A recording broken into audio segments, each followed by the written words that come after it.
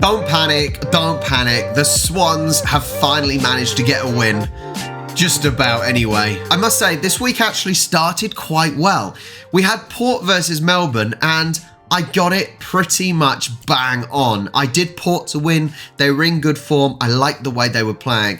I did them to win by 6 and they won by 4. So I get the win plus the close score, which was amazing. And then it sort of went a bit downhill.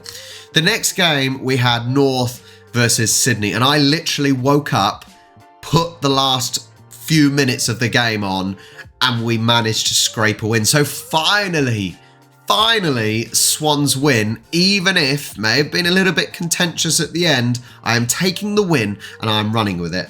But I predicted them to win by 60 and we won by 3. So not quite how I predicted it to go. Actually, North played quite well by the sounds of it, but the majority went with Swans 89%. I get the result, which is good. Then, yeah, this is the downhill bit. Western Bulldogs versus Crows. I've just been feeling Crows. I've been backing Crows quite a bit, and they did not turn up. I did Crows to get a narrow win by 6. They actually lost to the Bulldogs by 45, so not great from them. Then the Dockers versus Geelong.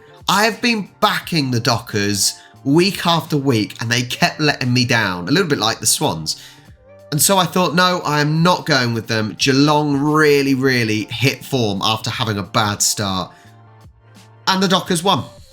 Ugh, it's so annoying. Fremantle won by 29 and I did Geelong to win by 20. I don't know many people that would have saw that coming. But actually 23% of people went with the Dockers, which I'm amazed by because they haven't been that amazing this year. So nothing for me there either. Then, on the plus side, when I did get the result right, I get close results, which is good. Brisbane versus Gold Coast. I did Brisbane to win by 50. They actually won by 43. So I get the result plus a close enough scoreline. 98% of people went with Brisbane. Yeah, quite a few people. I did a much smaller scoreline. So I think I did well there to get the bonus half point for the close score.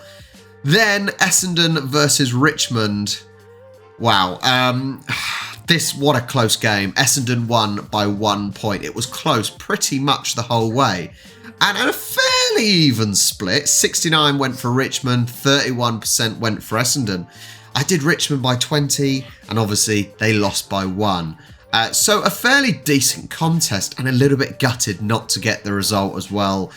But never mind, nothing for me there. On to Sunday, we had Hawthorn versus West Coast. And I thought, on form, West Coast, I thought this was the one that could, really kick me off here. But Hawthorn all of a sudden decided they want to play. Hawthorn won by 116. Only 9% of people went for West Coast, and I thought I would be one of the sensible ones. No, West Coast got absolutely blown out of the water. So is this maybe Hawthorn's resurgence? Maybe not. Then Carlton versus Collingwood. I did Collingwood to win by 40. They won by 28. I just snuck in the extra half a point for a close result, or a close scoreline, sorry. So I get extra points. Yes, get in. That is the thing.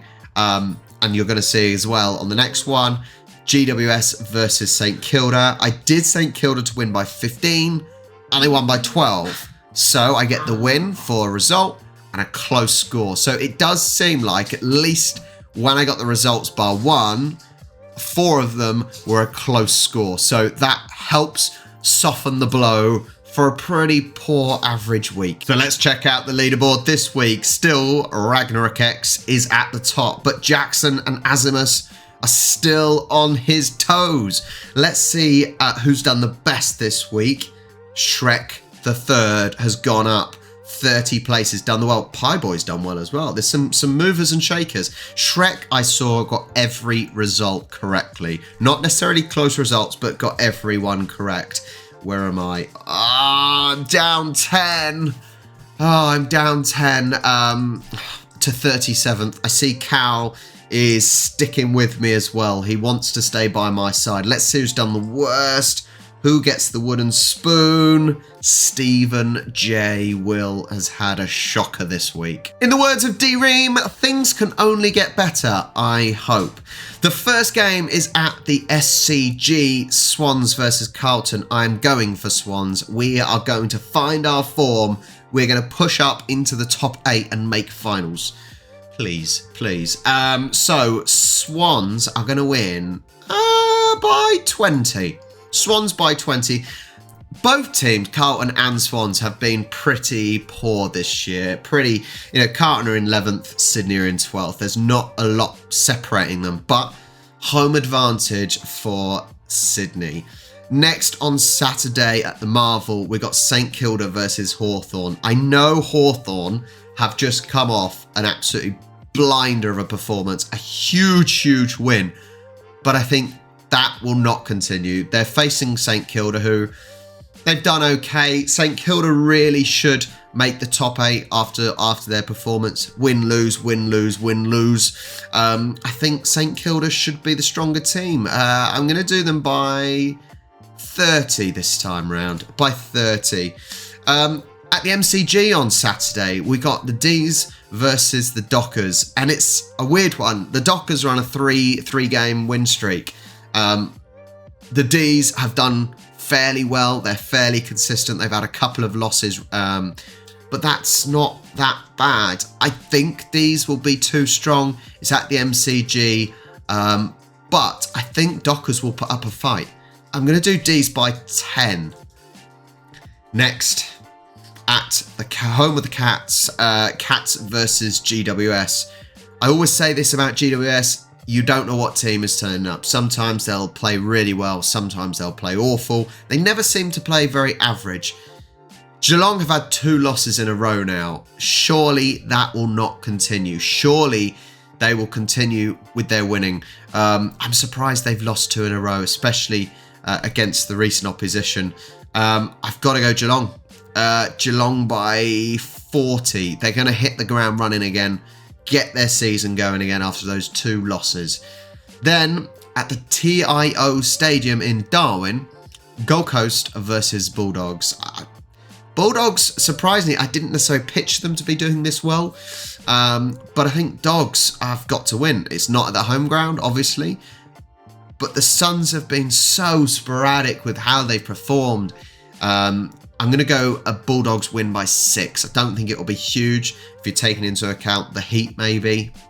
But yeah, next up at the Optus, West Coast, they cannot buy a win. They cannot buy a win. And Essendon, they got a win after losing 4. It's obviously in West Coast's backyard, but Essendon are the stronger team. I'm going to do Essendon by 30. Then we come to Sunday. Sunday's game is Richmond versus Port. Port are on sublime form. Where are they in the table? They're in 3rd at the moment. Joint second. Let's just say they're joint second. Screw it. We'll forget about the points and the score lines.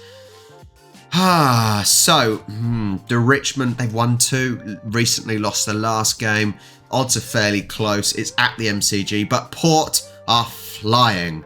Port are going to win this by 40 or close to 40, I reckon. I'm going with Port just because they are on sensational form at the moment. I'm so impressed. Then Marvel, Collingwood versus North. Surely this should be a 0% of people predicting North for this one. Surely no one is predicting an upset. Collingwood are going to win this easily. Collingwood are going to win this by 80 points. Who knows? 80 points for Collingwood. And then Adelaide Oval, it is the home of the Crows against Brisbane. Brisbane on fantastic form. But is the fact that Adelaide playing in Adelaide going to hold some advantage? Possibly. I have been backing both of these teams, and this is a really tough one. I'm going to go with home advantage. Crows have been on fairly decent form. They've lost a few. I'm gonna screw it. I'm going with home advantage. Crows by 6, a close one, just for a laugh. So, the predictions for this week. Swans by 20. Come on, you bloods. St Kilda by 30. D's by 10. Cats by 40. Bulldogs by 6. Essendon by 30. Port by 40. That's a big score, isn't it? Collingwood by 80. That's an even bigger score. And Crows by 6. Let me know if you disagree with me. Tell me how you're doing in the table. Make sure you like and subscribe. And I'll catch you next time.